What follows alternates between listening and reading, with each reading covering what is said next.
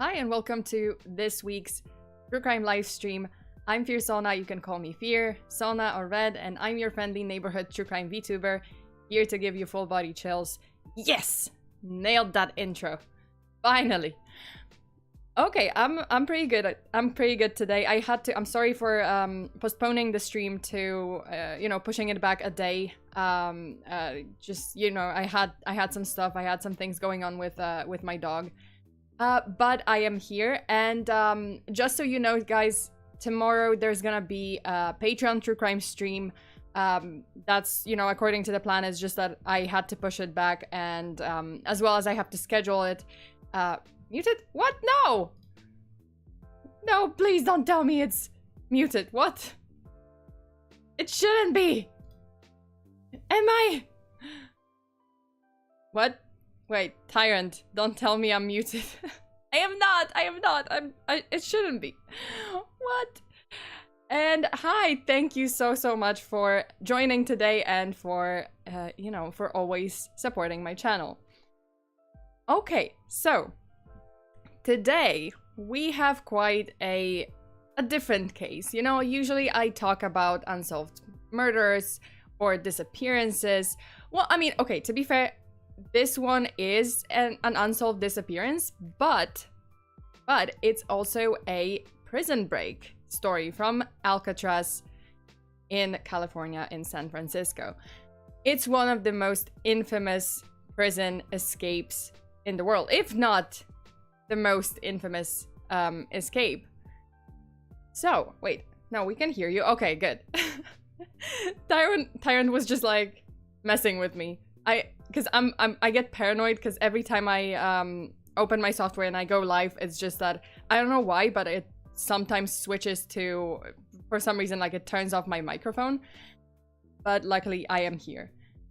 Okay, so without further ado, let me switch to actually okay, before we begin, this week I'm not gonna release an official schedule because I kind of have to take it day by day because of my dog's condition.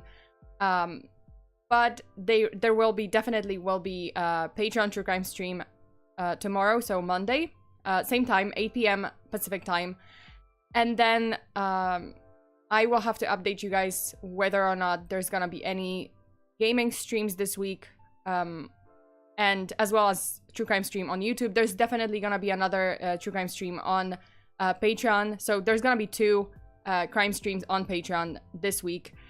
And as for YouTube, I don't know. I will have to just keep you guys updated. First time here. Hi, Silverjack. Wait, is it Silverjack? It is. I'm just like, did I read it right? But hi, thank you so much for being here. Hope Doggo is okay. Yeah, he's, I mean, I can't say that he's getting better. He's, illness is terminal. It is cancer. So I'm just trying to, spend some time with him and like make it as comfortable for him as possible. But so far so good, like I'm taking it one day at a time. Okay, so if you're new here, I hope you will enjoy this stream, and if you will decide to, to support my channel more, if you would like to support my channel more and my work, you can go ahead and check out my Patreon page, because for only $5 a month, you get access to additional bonus True Crime streams every week. I mean, unless something happens, but usually it is a bonus True Crime stream weekly, as well as the Drunk History or History Mystery stream. I've decided to move History Mystery to Patreon only because my liver can't take 2 drinking sessions a month. I think I'm just not designed to do 2 drinking sessions a month. I'm not big of a drinker. But yeah, History Mystery, aka Drunk History, is gonna move to Patreon 100%. So there's gonna be a, like a drinking kind of stream every month on Patreon. Okay. Thanks for the clip, Fear. You are welcome.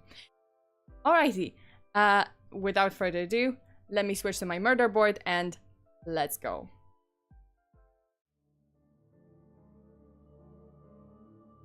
Okay, so today I'll be talking about the infamous escape from the even more infamous prison on a lonely island in the middle of the San Francisco Bay Area. An escape plan so ridiculous that anyone hearing about it would not believe this would ever in a million years work. And yet, it did. This is the story of the 1962 Alcatraz escape. So, Alcatraz Federal Penitentiary, aka The Rock, no relation to Dwayne The Rock Johnson whatsoever. I mean, not that I know of. So, Alcatraz used to hold captives since the Civil War. And in 1934, at the high point of a major war on crime, Alcatraz was refortified and transformed into the world's most secure prison. And that was mostly due to the fact that the small island is surrounded by cold and rough waters of the Pacific Ocean, making it extremely hard for a potential escapee to make it to the land before getting caught, because it wasn't only about breaking out of the prison and, you know, climbing over the fence and just like getting out of the prison. It was also about getting out of the island and making it to the mainland. Alcatraz held a number of high-profile criminals, including Al Capone, or the Birdman of Alcatraz. That was like a serial killer. I didn't look much into his story, but apparently that's a whole different story. And several other high-profile mobsters.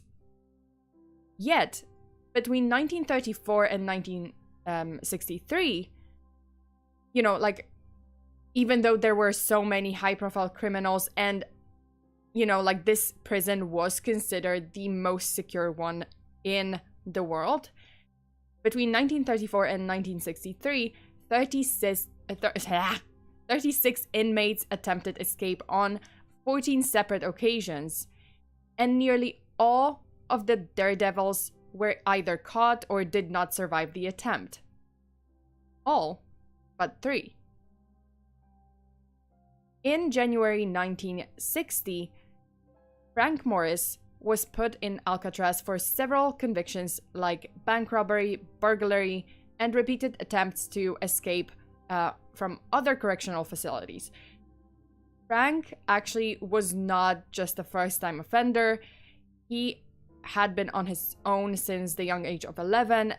You know, his parents abandoned him, causing the boy to be shuffled from one foster home to another, and eventually he chose the path of crime. He was convicted of his first crime at the age of 13, and by late teens, he would be arrested for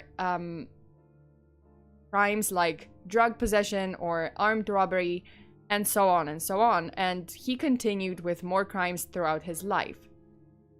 Interesting fact about Frank Morris was that apparently he ranked in the top 2% of the general population in intelligence, with his IQ at 133. So I saw a note or a document from the warden of Alcatraz, and his mental condition was listed as superior intelligence.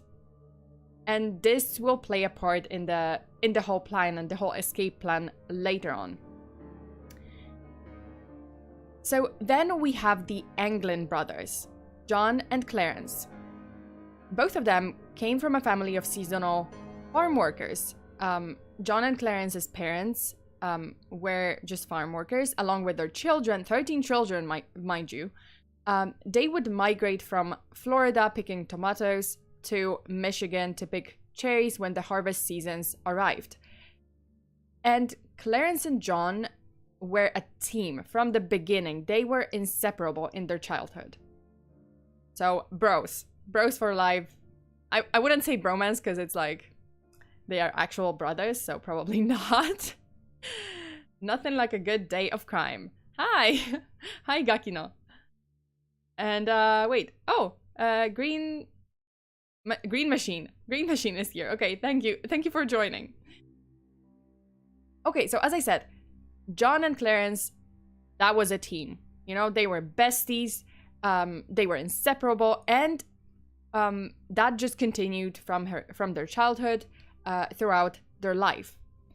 They were also known to be excellent swimmers, and they would even swim in the frigid waters of Lake Michigan in the winter with ice, like literal ice, floating on the surface. So they were just like, it's a good day for a swim. Let's just go. And yeah, there was ice. And someone, like, friends would tell them, yo, maybe you don't want to get into that ice water. And they were just like, please, you're a wuss. No, I'm gonna swim. And hi, Peter. Hey, son, I hope you're well. I am well. I am pretty okay. Please, no incest. No. I'm just saying they were besties. But basically, they would just, you know, they would just swim in, like, ice cold, freezing temperatures waters of Lake Michigan in the fucking winter.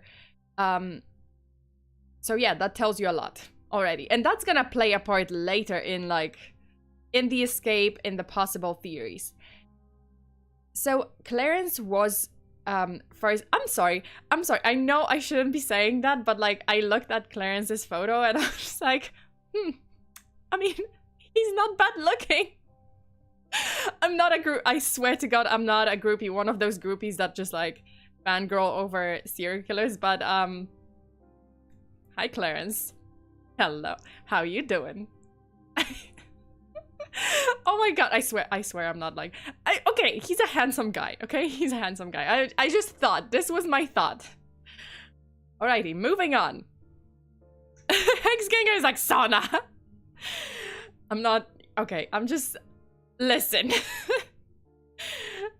Hello, Sona. What are we reading about? So today we are talking about the Alcatraz prison break. Sona, no. Okay, I'm just saying. I just thought that Clarence was not bad looking. Okay. And he's still a criminal. Doesn't change the fact. Still a bad guy. Would not date. But he is an eye candy. I'm just saying.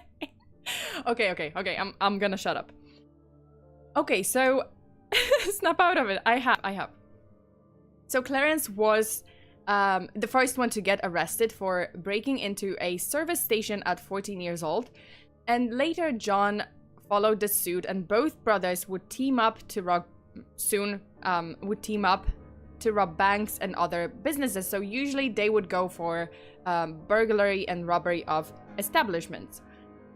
In 1958, John, Clarence, and their brother Alfred Anglin robbed the Columbia Savings Bank in Columbia, Alabama, and all of them received 35-year prison sentences, which they were eventually going to serve in the Atlanta Penitentiary. However, after several attempts to escape from the Atlanta facility, so they definitely did not want to stay in prison, eventually John and Clarence were then transferred to Alcatraz. Although not at the same time, so I don't know. It's like I wonder. It's like a college admission, you know. Like first, John got his letter and he was just like, "Hey, bro, like I'm getting transferred. I got into Alcatraz," and Clarence was like, "Aw, I'm gonna stay here. What? I don't want to. I don't want to be without you." And then so John was transferred on October 24th. 1960, and then Clarence got his letter and got transferred in January 10th, 1961, so he could be with his bro. I mean, it's not too bad, you know, being in prison with your bro. I guess, you know, it's a little more comfy, like a little more joyful, because, like, well, not joyful. Well, it's not that bad. Like, it's not that bad. If I were to, you know, serve a sentence with my sister, like, I think, no, never mind, I can't spend more than 3 days with her. Never mind. I would be done. Okay, never mind. Yeah, no. We're like, we fight after 3 days, so, sorry sis, but I wouldn't want to be in the same prison with you. The end. Okay, so the fourth character in this, oh, sorry. Where is it? Fuck. Did I not? No! Did I remove my... Okay, give me a moment. I shall be back.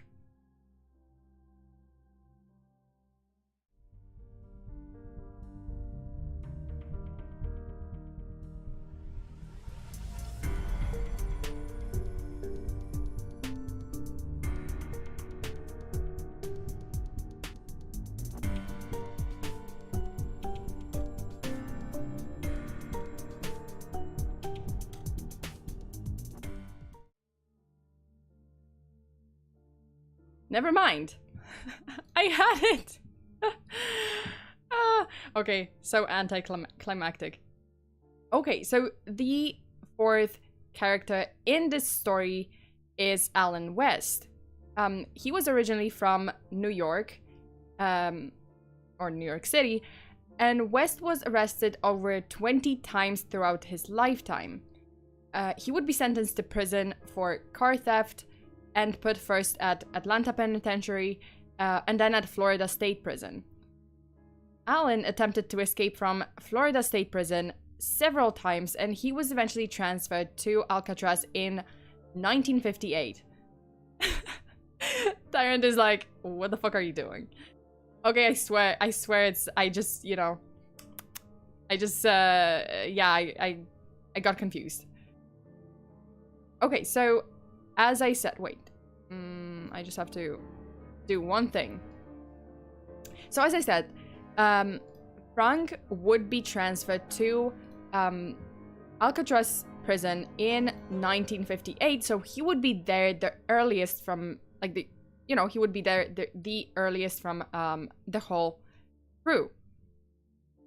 Now, on to exactly how did these four become a team and craft this Houdini-level escape plan.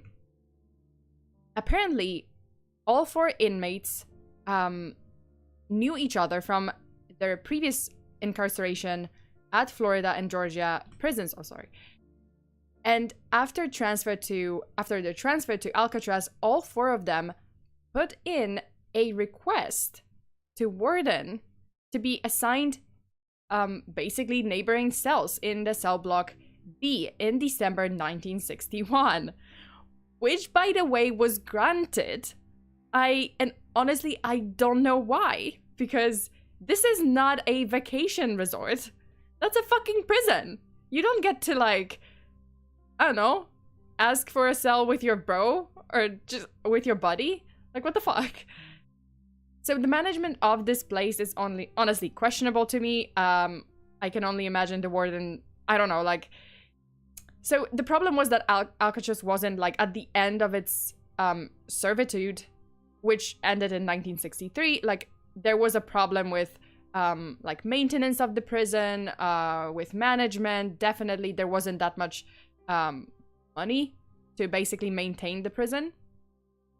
So definitely it was, like, cutting costs, low costs, definitely some cuts in the management department. So I don't know. They just didn't care. They just stopped caring by then. And I don't know, like, that situation, like, they got their cells, like, right next to each other. I can only imagine the warden getting that request, and the assistant was probably like, hey, so listen, I've got these four guys here. They put in a request to be bunked together in neighboring cells, and the warden's like, yeah, whatever, I mean, they're in prison anyway, like, I don't care.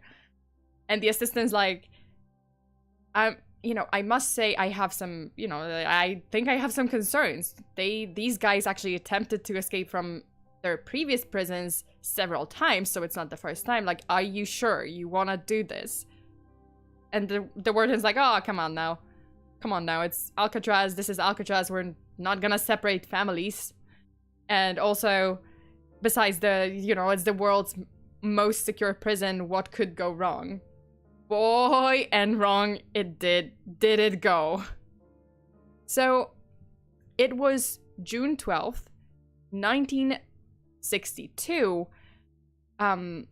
Oh, sorry. So first thing, it needs to be emphasized, like something needs to be emphasized about this prison. Again, you know, it officially closed down in 1963, and at the end of its function, as I said before, the budget to fix things was extremely limited, and it would just later render an important factor in the whole ordeal. And again, it was June 12th, 1962, when the guards doing a routine cell block head count discovered that John Anglin, Clarence Anglin, and Frank Morris were missing. Then the investigation had gradually uncovered the ingenious escape plan.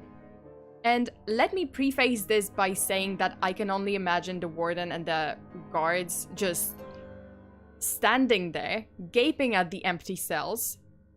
And I'm pretty sure that one guy who said, "Hey, I don't think this is a good idea to put them all together like this," he was probably there, like standing there, sipping on a glass of wine, and he would just go like, you know what?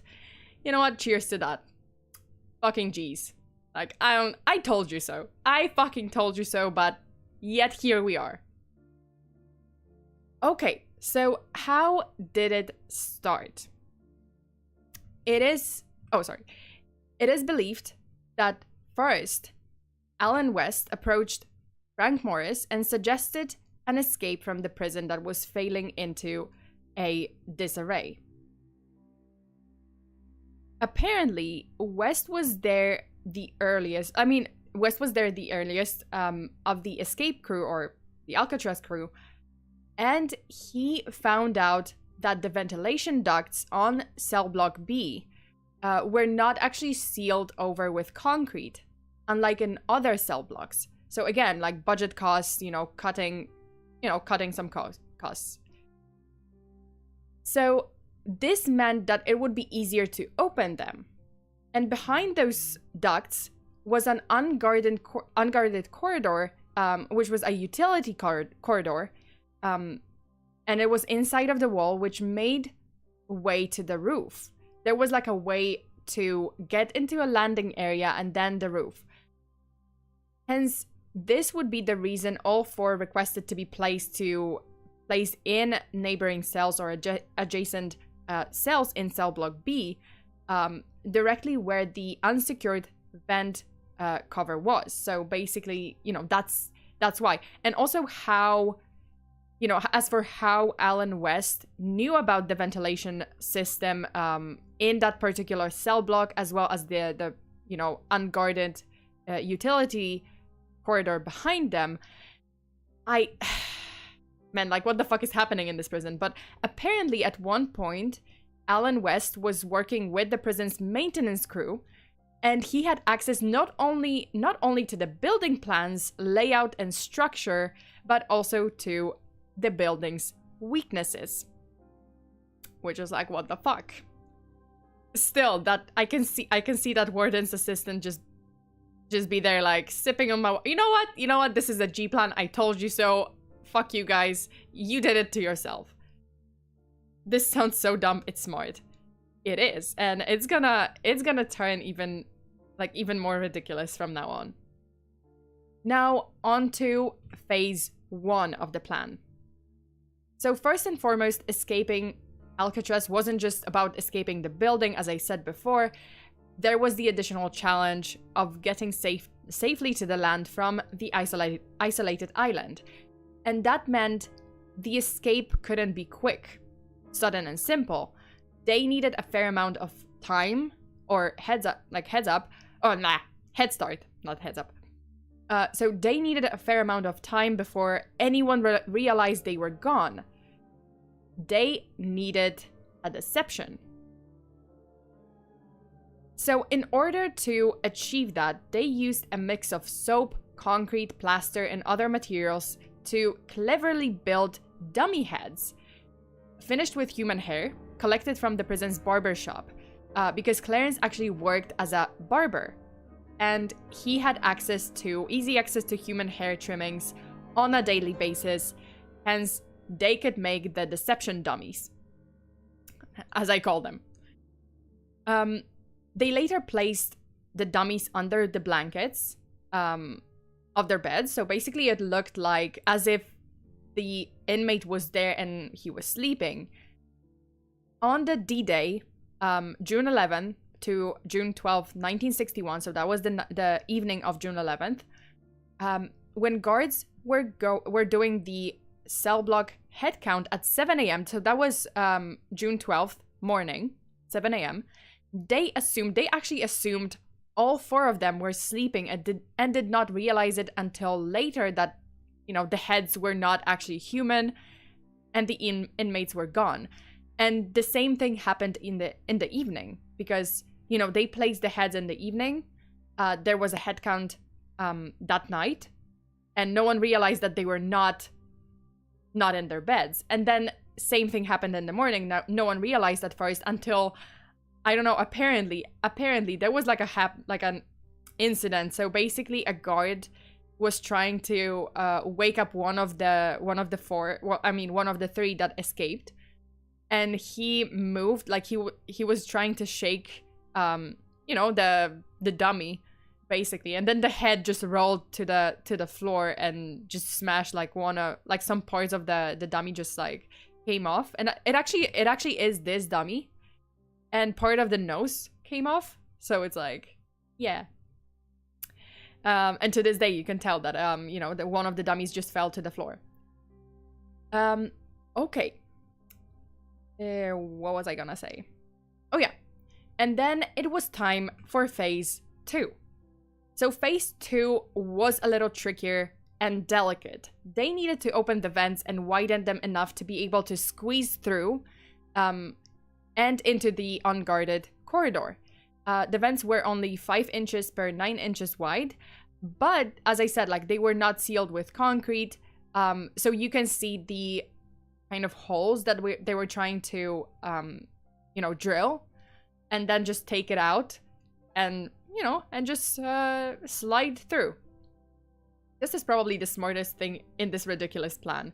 Oh no, I mean, there are smarter parts of this plan, but it's still pretty ridiculous, and some of them are like, this sounds so stupid that it can't work, but it did. And I'm just seriously impressed. So, as I said, they had to basically widen this vent and remove the crate, and then slide through the opening into the utility corridor. And throughout the 6 months they took to prepare, they actually used a bunch of items that they obtained from the prison, including metal spoons from the mess hall, and saw blades that they found on the prison grounds, you know, in order to gradually widen the opening of the ventilation ducts. And then additionally, they had improvised an electric fucking drill using the motor of a vacuum cleaner, of a Hoover, to drill small holes around the vents and weaken the wall, and, you know, to make it possible to remove that section. They literally just improvised a drill. And they kept the holes covered up with whatever they could find, you know, a suitcase, cardboard, or a musical instrument. And this is exactly how they did it. Like, it was just basically just a suitcase. Now, you might wonder how did they manage to not raise any suspicions, since they were basically drilling into the wall with an electrical drill, and I would only believe it would make a lot of noise. So how did they do it? Here's where the musical instruments come in. Apparently, Alcatraz prison at the time allowed the so-called happy hour. And during that happy hour, inmates who played musical instruments could play and sing during that time. What the fuck is this prison? What is happening in this prison? Like, basically, they could jam for an hour, so they were just rock and rolling, give me a shot of coffee, and let's jam it out, jazz it out, like you know, like the X-Men of New Orleans. Let's jazz it out today. So yeah, they, you know, they would drill the holes, and then crawl. Like, these are the holes they were trying to drill. Oh wait, oh, there's a donation. Fallout. Fallout, thank you for the donation. Okay, so as I said, they would drill the holes and crawl into the unguarded utility corridor on the other side of the wall and climb into the landing area directly above the cell block. So this is basically it. They would just crawl through the corridor, then climb into the landing area using a pipe. And that's where they would, you know, construct the next part of their plan, or tailor the next part of their plan over the next several months. So this is how we get to phase 3. They had to make, you know, more tools. They had to basically set up their workshop. So Alan West had been allowed by the guards to work in that landing area. So this was official. He didn't have to crawl through the corridor. You know, he was allowed to go to that landing area or go to that maintenance room throughout those several months and do paint job. So he was just painting, and he would use blankets or sheets of fabric to supposedly cover and safeguard his progressing work, just paint work. But actually he was hiding work on the escape plan. So, you know, all those tools, all that they've gathered, it was just covered up with blankets there. All of them would work in that landing area, and that's where they managed to build the dummies, as well as other items like that they used in the next phase. And they actually built a makeshift fucking periscope to take turns and observe the outside of the landing area and the prison grounds, you know, to make sure, okay, you know, when do the guards switch? When does someone like pass through the landing area? Holy shit. Like they had it all planned. Apparently, like Frank Morris, the guy who had the highest IQ, like the incredibly high IQ, he was the leader and he was like coming up with those things. But yeah, like holy shit. Okay, so it's important to mention that on the night of June 11th, Alan West ended up not being able to escape, to break through the last portion of the wall. And so when the D-Day came, he was actually left behind, which sucks, by the way, because like he was the one who came up with the escape plan in the first place. Like he was the one who approached Frank Morris to say like, listen, I've got access to the building plans, the layout, the weaknesses. We can do this. Like let's come up with a plan. Let's escape from here. And then he was fucking left behind. I mean, I can understand, like, no, you know, it sucks, but you couldn't break through your wall, so like, whatever. Like, bye. So the three men, John, Clarence, and Frank, were able to climb up the pipe into the landing area and get to an air vent, which they then opened and got to the rooftop at around 10:30 p.m. that night. Or, yeah. So basically, this is the view from below of the air vent, and then, you know, the rooftop air vent picture. Next, they would climb down another pipe on the wall of their cell block, and climb down and through that pipe, and then through the 15-foot fence to make their way outside of the prison walls, outside of the main prison building, and then they would head for the northern shore. So behind the water, I think the water tower, and then to the shore. But then another tricky part came. They needed a way to escape the island, which brings us to phase 4.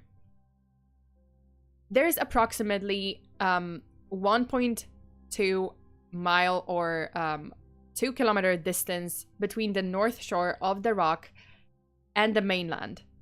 So the waters around Alcatraz and the Bay Area are frigid, and the currents can be extremely violent.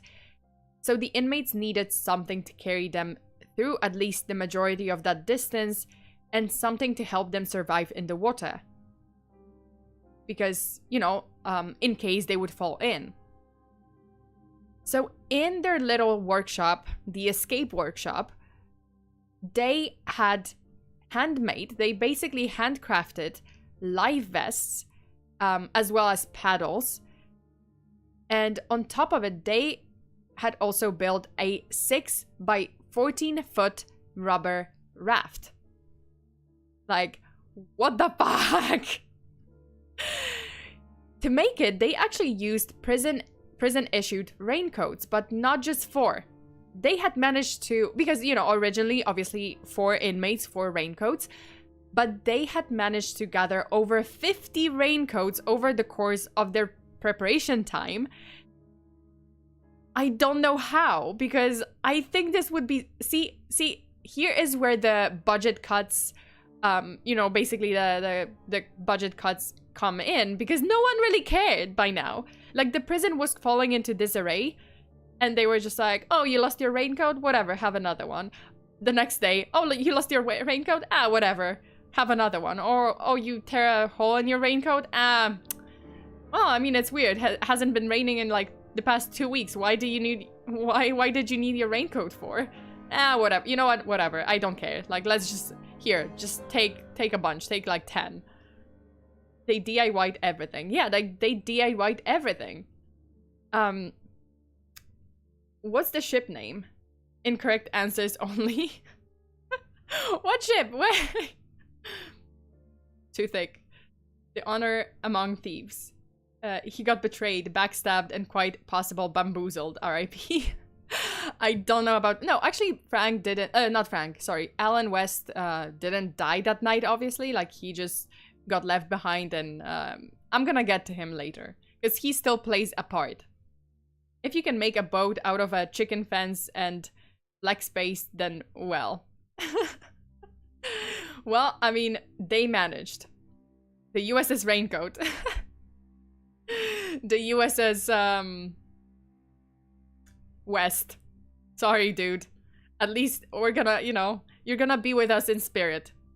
USS Alan West. Man, that would be such a slap in the face. Can we please not compliment the prison breakers? They were in there for a reason. Mock the guards, sure, but still. No, listen. Listen, I know they were there for a reason, but this is a fucking G plan. I'm sorry. I'm sorry. I'm sorry. I allowed this. I know it's like they were criminals and they deserved their punishment. But like, genius. Okay, so back to the story. Then, like, obviously, yes, they made the raft. They stitched the raincoats together. But then they had to inflate it somehow. So they would actually vulcanize the raincoats but by using steam from the pipes. And then they inflated the raft using an accordion-like musical instrument called the concertina that Frank Morris actually ordered back in April that year. So, remember that happy hour when all the inmates, whoever played a musical instrument, could play a musical instrument. That was the excuse. Like, Frank Morris would tell the guards that, hey, he would put in a request like, hey, I do play the concertina. If you could get me one, that would be swell. And they were like, oh yeah, sure, buddy. It's okay. Do you want an electrical drill to that? And he's like, oh yeah, no, it's fine. I have one. Like, what the fuck? And West later revealed what the plan was in Phase 4. So Phase 4, they were going to sail from the rock, and that's according to Alan West's testimony later on, when they were like looking for the 3. So they were going to sail from the rock 2 miles towards Angel Island, and then on Angel Island, they would take a break and sail again about half a mile to the mainland. West told the FBI that the plan was to get to the mainland, steal a car, steal some clothes, and, be free, flee the state. Now, we skip ahead to the following morning on June 12th. Upon discovering that the inmates were missing, the prison immediately went into a lockdown and the search began. Wait, Kronos, can I get the keys to the prison and a Big Mac? Sure, buddy. Oh, it's okay. Oh, it's fine. It's fine. Just, like, remember to return them later. That's... I can only imagine. Like, I don't know what the warden was doing. Like, what the frick were you doing?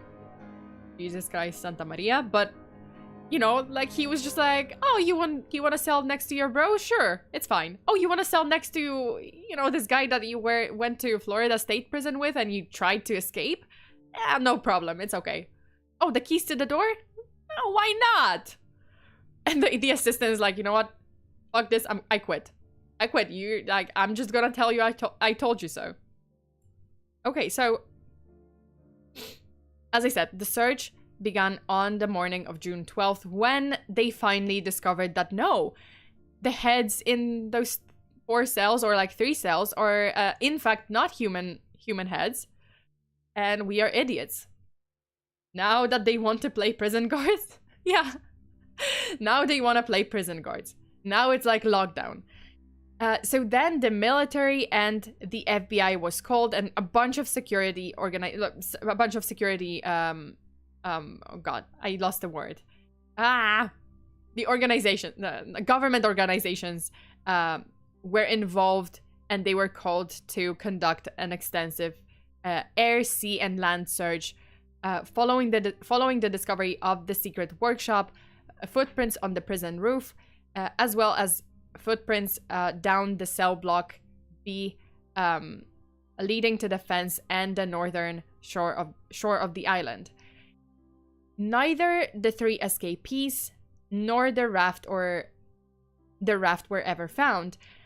They definitely successfully conducted the 4 phases of their plan and got off the island, but whether or not they ever made it to the mainland remains a mystery.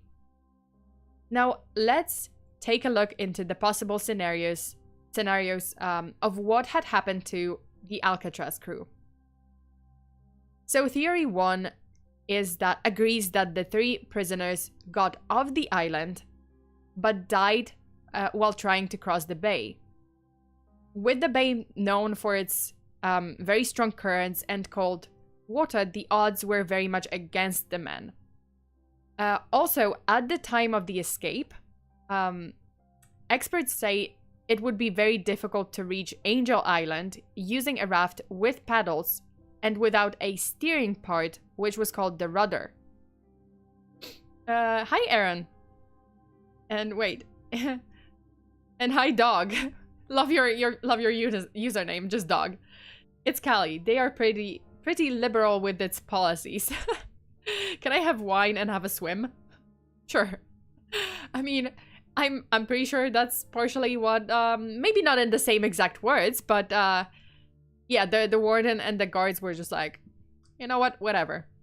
You know, they actually did have that attitude, like, well, if they want to escape, they can try. Like, you can try, but you're not gonna escape the island. And you know, those 3 were just like, hold our concertina. Hold my concertina. I'm just gonna escape from here. Like, I'll show you. Sorry. Game leader says, hey, Mr. Guard, has my book How to Escape Alcatraz get here yet? I ordered the collector's edition with a raincoat raft. I mean, yeah, I'm pretty sure that's you know, that is one way to think about that. Like, that could have happened. I would not be surprised if that actually had happened. Okay, so back to the story. So later, an experiment was conducted to see if it would be even possible for the 3 men on this kind of raft to make it through the bay. And turns out that 2 of them would actually have to constantly keep the raft inflated. which means only one person would have to paddle, and that would be very, very difficult to make it from the northern shore of the island to the Angel Island. At that time of the year in San Francisco, the weather was also not very warm, only 4 degrees Celsius or 47 degrees Fahrenheit, while the water barely reached 12 degrees Celsius or 54 degrees Fahrenheit. Had they fallen into the water, it would be, they would have lost consciousness within approximately 2 hours, or so the Dutch experts said. That same morning, the search party had found what looked like pieces of a handmade wooden paddle around Angel Island, which they identified as definitely belonging to the missing prisoners. Then, 2 days later, on June 14th, bags made of prison raincoats were also found floating in the water between Alcatraz and Angel Island. And in those bags, there were personal belongings of the escapees, like the Anglin family photos, contact information of people on the outside, and personal letter belonging to, written by Clarence Anglin. Then, on June 15th, one of the makeshift life vests was discovered floating near Cronkite Beach, and another one was found on the eastern coast of Alcatraz Island on June 22nd. It's important to note that various law enforcement agencies were searching for the 3 men not only on and around Alcatraz Island, but also on the mainland. The police would be, on the constant lookout for any crimes committed by individuals resembling the fugitives, since the men had no money, no food, and no clothes, like normal clothes, at the time of their escape, and they would need to somehow survive.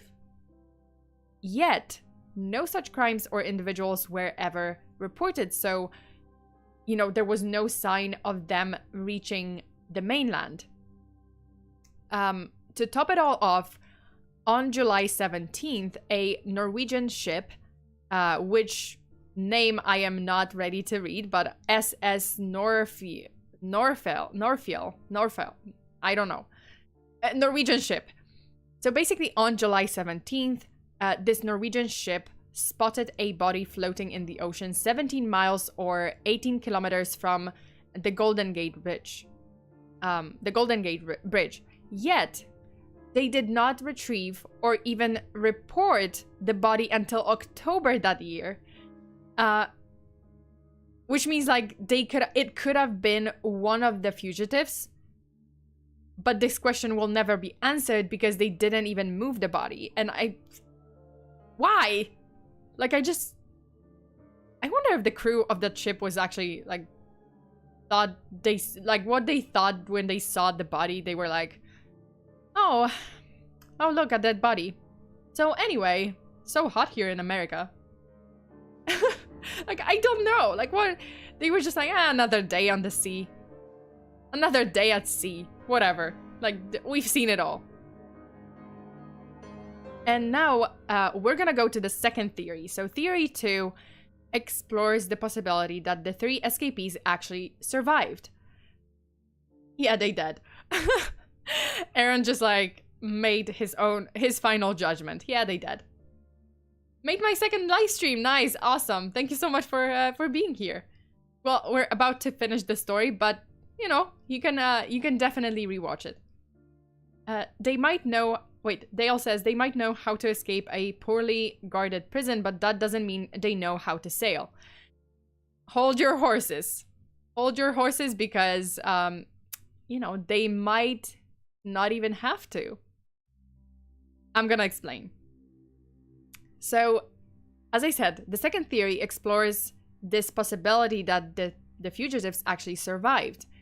The thing is, every year, around the same time and season when the escape had happened, a triathlon is held in which the contestants or participants have to complete a 1.5 mile swim in the same waters and the same area as the 3 men. So the swimmers don't have a raft or life vests, and yet there is no problem. Like, they have no problem competing in the triathlon. Despite noting that, yes, the currents are strong and water temperature poses a challenge.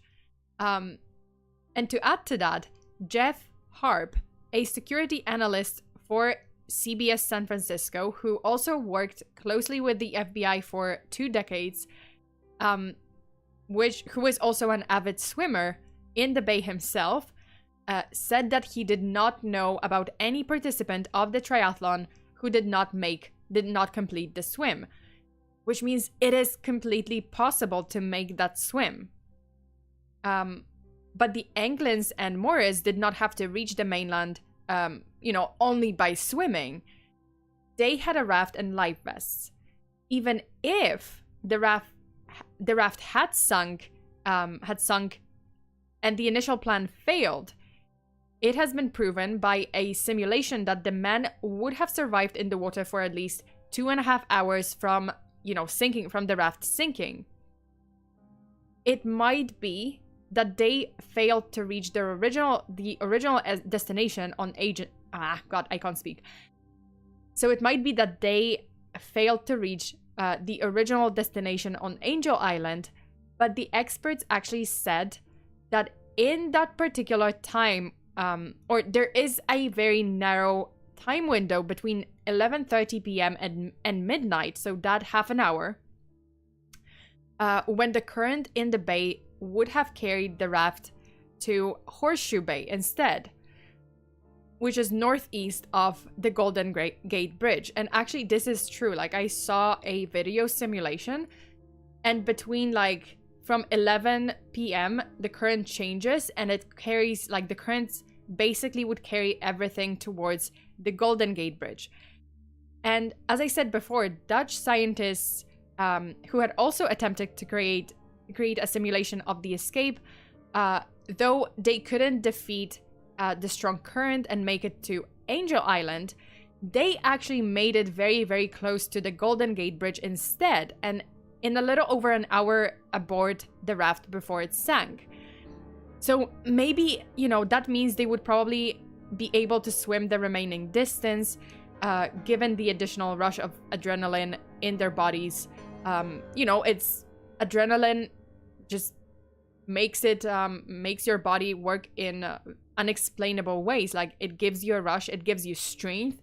We hear about those incredible stories of someone lifting something very, very heavy to rescue their child, or I don't know, it's things like this happen.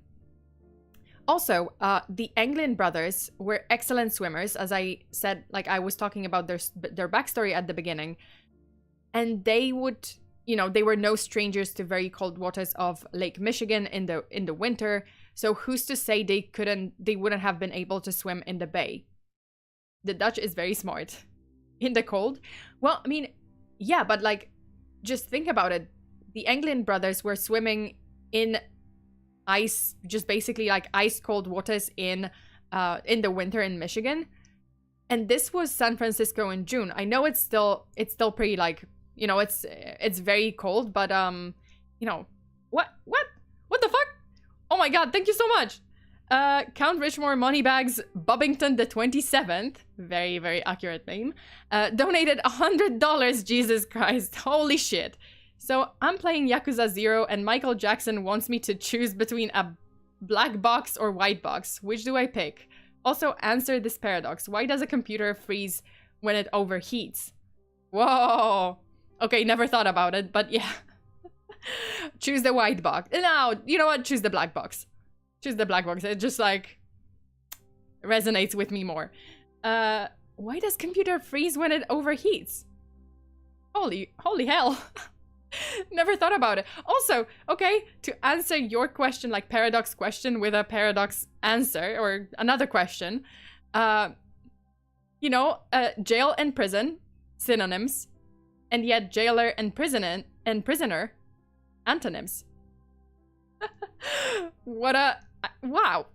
I never thought, I never thought about it until recently. I was just this is the opposites. So yeah.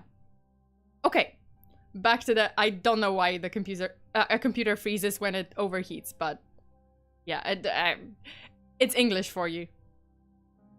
Okay, so back to the story. As I said, the Anglin brothers were excellent swimmers, and they could swim. I think they could make it. I don't know about Frank Morris, but I think the Anglin brothers, if had their raft, got them to like close to the Golden Gate Bridge, I think they could make it to the land. So while Frank Morris may have died, there might be evidence and witnesses to confirm at least the Anglin brothers had actually made it. See, Robert Anglin, John and Clarence's older brother, on his deathbed, confessed that he had been in contact with his two younger brothers and they were safe and sound. Robert Anglin's nephew, David Widener, would later say that his grandmother, Rachel Anglin, so John and Clarence's mother, would sometimes receive a rose or roses and postcards with what looked like her son's signatures later in 1962. The Anglin family members would claim to see two tall, mysterious women with veils and heavy makeup usually at family funerals, standing at a distance and observing the gathering. So it's another theory that says that John and Clarence survived and they would just come to the family funerals to pay their respects, but because they couldn't be discovered, they were still fugitives, they would just wear women's clothing and they would just, do the heavy makeup and they would just disguise themselves. Who's to say they wouldn't do it? They did the whole escape thing.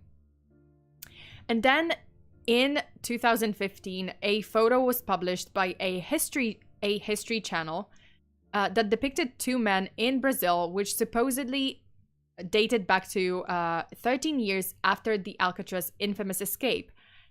And it is rumored to be a picture of the Anglin brothers, alive and well. The producers claim that the photo came from John and Clarence's childhood friend. And that childhood friend said that at the time, he was on a trip in Brazil, and by sheer coincidence, complete coincidence, he ran into the brothers at a bar.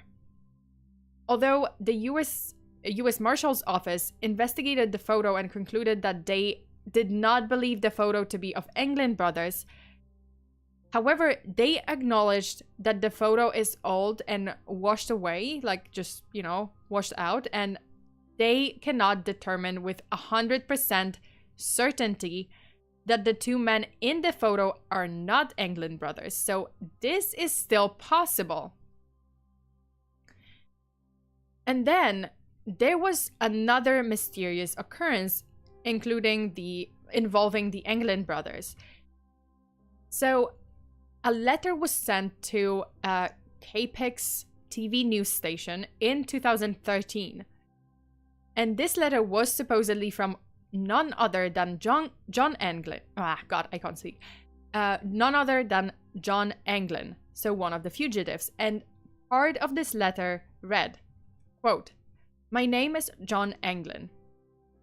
I escaped from Alcatraz in June 1962 with my brother Clarence and Frank Morris. I'm 83 years old and in bad shape. I have cancer. Yes, we all made it that night, but barely. Frank passed away in October 2005. His grave is in Alexandria under another name. My brother died in 2011. If you announced on TV that I will be promised to first go to jail for no more than a year and get medical attention, I will write back to let you know exactly where I am. This is no joke. This is for real and honest truth." End quote. So the letter claims that the escapees would hide. They basically hid out in Seattle right after getting out of Alcatraz and out of San Francisco. And then they moved to North Dakota for about 8 years, followed by another move to Southern California. But the FBI examined the letter and the results were inconclusive. So it was never revealed whether or not, or never confirmed whether or not the letter was true and it was actually authentic, or it was just a hoax. So the FBI investigation into the Anglin Morris escape was officially closed in 1979, but it still remains open with federal marshals until the escapees are captured or confirmed dead, or until they are 99 years old, which basically, well, I mean, which essentially passed already, but, well, that's not true. I mean, no, yeah, it would have passed because they were 30 years old at the time. Nevertheless, nobody truly knows whether the fugitives had completed their daredevil escape plan or if they had sunk to their death in the bay. And this case remains unsolved. Okay, so that's it for today. This is the end of this case. Let me just switch to the chat room. Isn't History Channel the Alien Channel? Yes, but they do also cover, I mean, you know, they used to cover unsolved mysteries as well. Reminds me of a post I saw somewhere that this guy would pay money for someone to wear all black and watch from a distance, giving the sense of the OP having a mysterious backstory. A hilarious read. What? But I don't know. What do you guys think? Do you guys think that they survived or they died? I don't know. I personally, honestly, think that at least John and Clarence Anglin survived. I think they survived because of their story, like their history of like swimming in ice cold water. I think they could have survived that, you know, the swim. And considering, you know, they left, like they got to the rooftop at 10:30 p.m. and then there was a, you know, the whole kind of escape or way from the cell block to the shore. So that could have made them, like, could have taken them quite a while. Obviously, they had to climb over a fence. They had to like run towards the shore. Maybe they got to the shore at like 11 p.m. and then you know they kind of embarked on the raft, you know, into the bay. And that's the window when the currents would carry them towards the Golden Gate Bridge. So, I don't know, like, I think that they could have survived. At least two of them could have survived. Theory number 2, 100%. Yeah, I mean, I don't know, like, I personally think that they could have survived. Obviously not great because they are fugitives, they are criminals, and, but, you know, with how the prison worked and how the guards just didn't give a shit, apparently, they kind of deserved to, like, have someone escape from prison. They were, like, too lenient about stuff. And it was supposed to be the most secure prison in the world. What the fuck? Yeah, I could believe theory 2. I also think they survived, just because it's more fun to think that way. I honestly think that at least, like, John and Clarence could have survived. I don't know about Frank, because obviously I don't know if he was, like, athletic, if he was, you know, kind of like the Anglin brothers, and he could have, like, swum in very, very cold water. But at least the two of them could have. My money is on drowning, especially since they seemed like career criminals, so would probably leave more traces of crime after escape. See, so, like, yes, the first theory that says that they had basically drowned and died during that escape, it also pushes for the fact that, oh, you know, the belongings were found with, like, family photos and contact information and whatnot. And that's basically to prove that, oh, they wouldn't have left those belongings behind. Those are personal things, like, they wouldn't have abandoned them.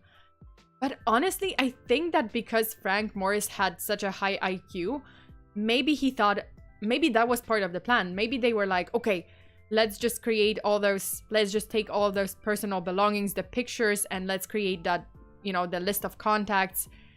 And then we're just gonna dump it into the water so that they think that we had sunk, the raft had sunk, and, like, we died. But the problem is they never found the raft. They only found the bags, the paddle, and the life vests, but they never found the raft.